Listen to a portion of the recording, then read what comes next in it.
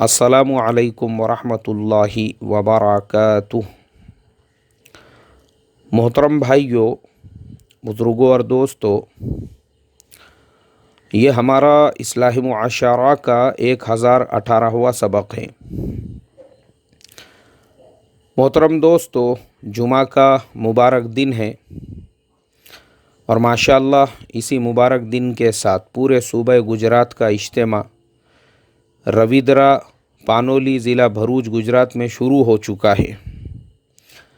ये 3 दिन गुजरात के ऊपर रहमतों की, अल्लाह तबारक व तआला की तरफ से सआदतों की बारिश होने वाली है और मैं समझता हूँ उस बारिश को, उस सआदत मंदी को हासिल करने के लिए गुजरात के हर फ़र्द ने, गुजरात के हर घर ने इस कोशिश में लग जाना चाहिए कि उस इज्तिमा के अंदर हम कैसे पहुँचे। और गुजरात के सारे रोड, सारे रास्ते वो इज्तिमा गाह की तरफ जाने चाहिए।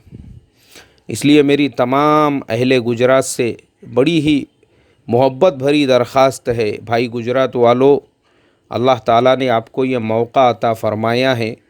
माशाअल्लाह हमारे बड़े वहाँ पे पहुँचेंगे, अल्लाह वाले वहाँ पे पहुँचेंगे, उनकी बातें वहाँ पर होंगी और पता नहीं किस अल्लाह वाले की कौन सी बात आपके दिल को लग जावे और अल्लाह तबारक व ताला उस एक बात से आपके ज़िंदगी की काया को पलट दे, आपके दिल की दुनिया को चेंज कर दे। इसी तरीक़े से गुजरात के अतराफ़ में जो सूबे हैं, महाराष्ट्र और राजस्थान और मध्य प्रदेश के जो इलाके मिले हुए हैं, मैं उनसे भी दरख्वास्त करूँगा, भाई अपनी सहूलत से अपने वक्त को फ़ारिग़ करे और वक्त को फ़ारिग़ करने के बाद में इस इज्तिमा में ज़रूर पहुँचे। हमारे बड़े वहाँ पे पहुँचेंगे, रहमतों का नुज़ूल होगा, सआदतों का नुज़ूल होगा। आपके पड़ोस का सूबा है तो आप क्यों महरूम हैं।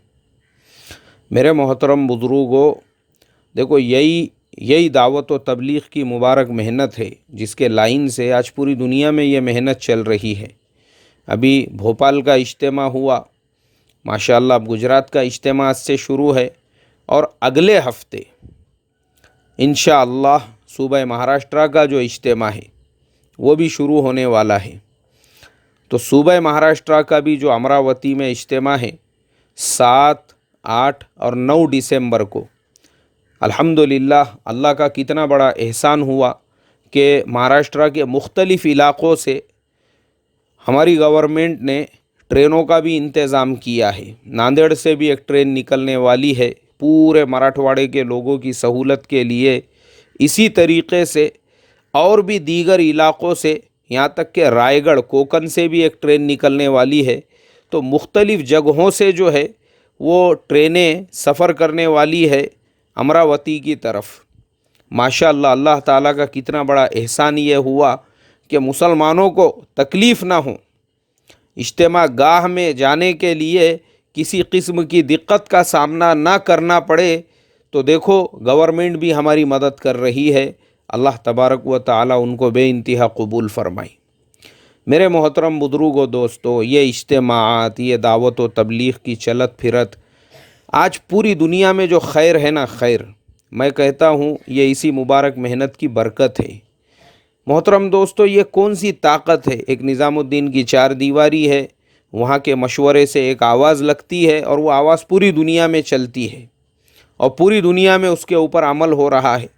और ये बेचारे भोले भाले सीधे साधे तबलीग वाले अपना काम छोड़कर, अपनी दुकान बंद करके, अपने खेती बाड़ी की कुर्बानी देकर, अपने नौकरियों से छुट्टी लेकर ये गली गली, महल्ला महल्ला, बस्ती बस्ती जो घूमने वाले हैं, चलो मेरा सवाल है आपसे, मुझे आप बताओ इनका क्या फ़ायदा क्या है उसके अंदर। इनका कोई कारोबारी फ़ायदा है, इनका कोई तिजारती फ़ायदा है, इनका कोई ज़ाती फ़ायदा है। अरे फ़ायदे तो छोड़ो, ऐसे ऐसे नुकसानात मैंने होते हुए देखा हूँ।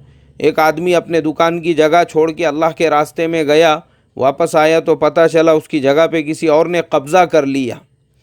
अपनी जॉब से छुट्टी लेकर गया, वापस आया तो पता चला कि कंपनी ने उसको रिलीज़ कर दिया।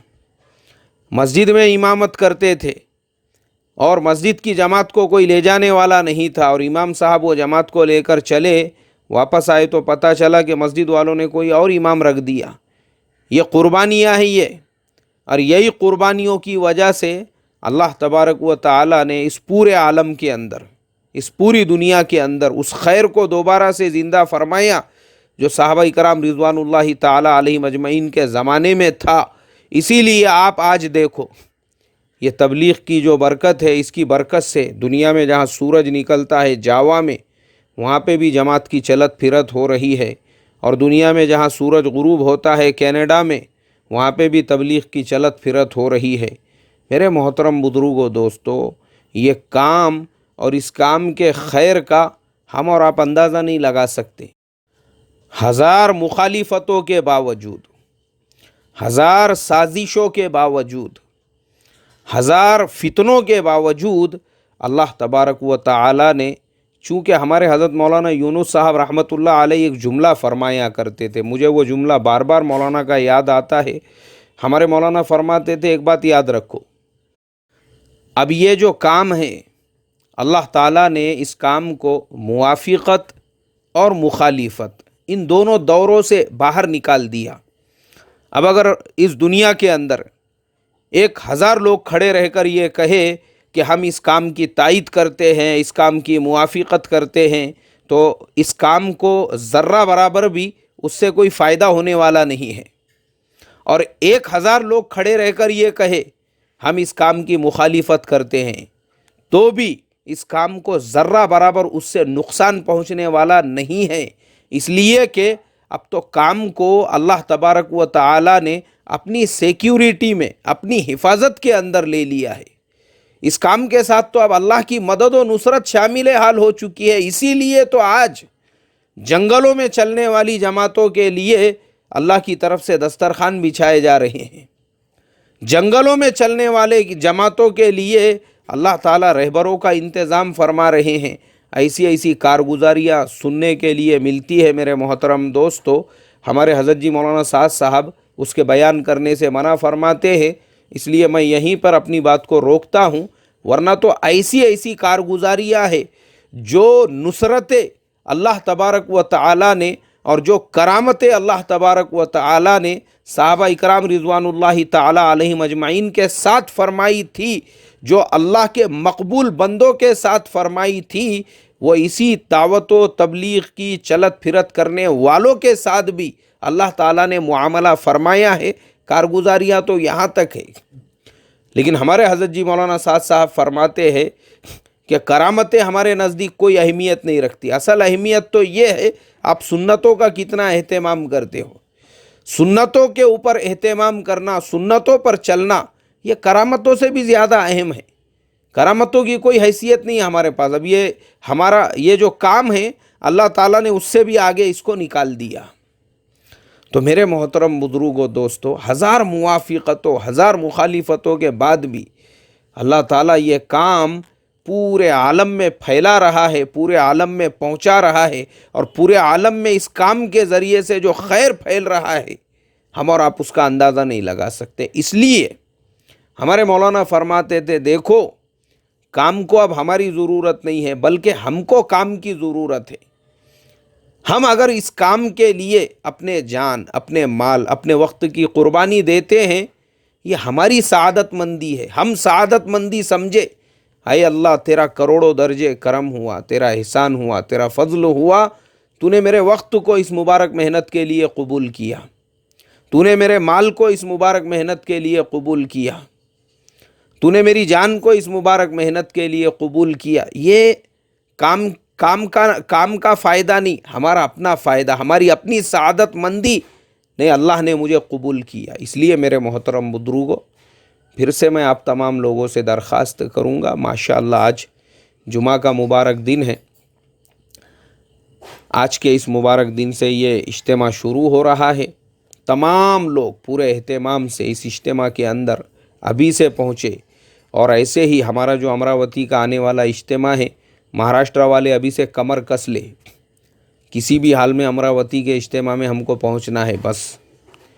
اور جمعہ کے مبارک دن ایک اور درخواست آپ تمام لوگوں سے، سورہ کہف کی تلاوت ضرور کرے، اور اسی کے ساتھ ساتھ اس ہفتے میں کچھ اللہ کے مقبول بندے وہ یعنی ان کی اولادیں اور ان کے رشتہ دار فوت ہوئے ہیں، آپ سے درخواست ہے ان کے لیے دعا فرمائیں۔ سب سے پہلے تو حضرت مولانا سید غفران صاحب ندوی جو میرے شیخ حضرت قاری صدیق احمد صاحب باندوی رحمۃ اللہ علیہ کے نواسے ہوتے تھے، ان کا ایک حادثے میں انتقال ہوا۔ اسی طریقے سے ہمارے حضرت مفتی محمد سعید صاحب پالن پوری شیخ الحدیث دارالعلوم دیوبند، ان کے فرزند ارجمند کا بھی 2 روز پہلے انتقال ہوا۔ آپ ان لوگوں کے لیے خصوصی دعا فرمائیں، اللہ تعالیٰ ان دونوں کی مغفرت فرمائے، جنت میں ان کو اعلیٰ مقام عطا فرمائیں، ان کے رشتہ داروں کو صبر جمیل کی توفیق عطا فرمائیں، اور اللہ تعالیٰ گجرات کے اجتماع کو اور اسی طریقے سے امراوتی کا جو ہونے والا اجتماع ہے، دونوں اجتماعات کے اوپر خصوصی رحمتوں کا اور اپنی مدد و نصرت کا نزول فرمائیں۔ السلام علیکم ورحمۃ اللہ وبرکاتہ۔